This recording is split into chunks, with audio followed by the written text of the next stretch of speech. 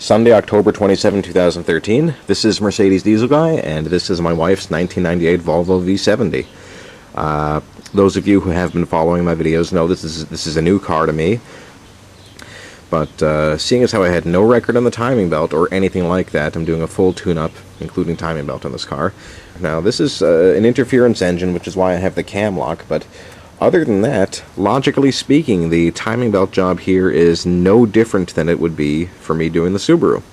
But I did come across one problem here now.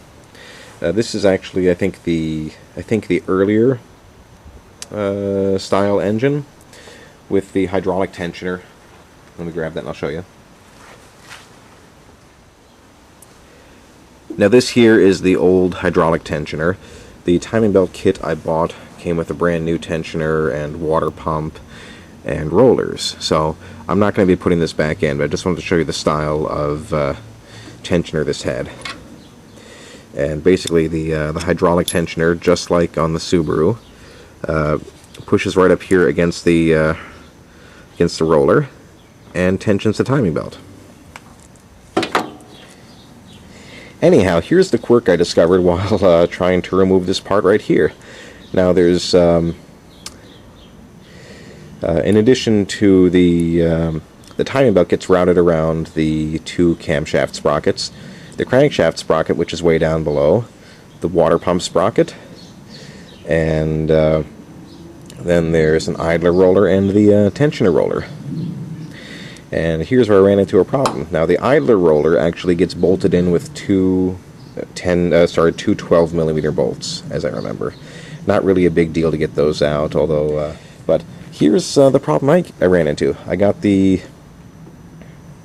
one roller out, and I went to remove the tensioner roller. You can see it's all kind of messed up here. This is a T40 Torx bolt.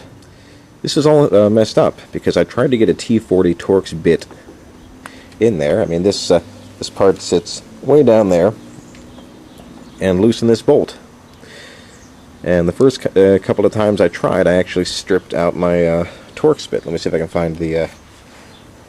Here's the original bit, and you can see it's all messed up there.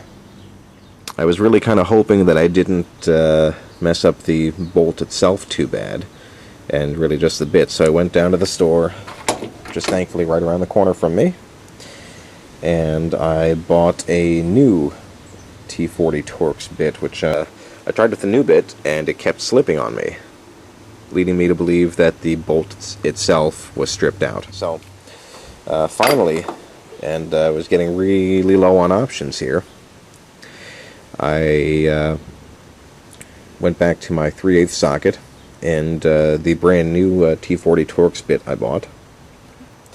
But what I did was, because there's not a lot of room down there, I wedged this here. This is just a paint stirrer from Home Depot. I wedged this between the socket wrench, the ratchet handle, and the frame rail here of the car. And I got that in there wedged good and tight, and effectively what that did was it kept the T40 bit from slipping against the bolt. So once I had that once I had that wood shim in there, I just gave the ratchet handle a good tug, and I got the bolt spinning.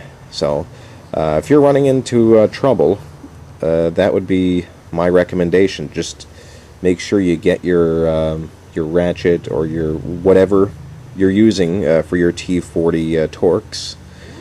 Just get something wedged against the frame rail between the tool and the bolt. So this is Mercedes Diesel Guy, and this is my 98 Volvo V70. Thanks for watching.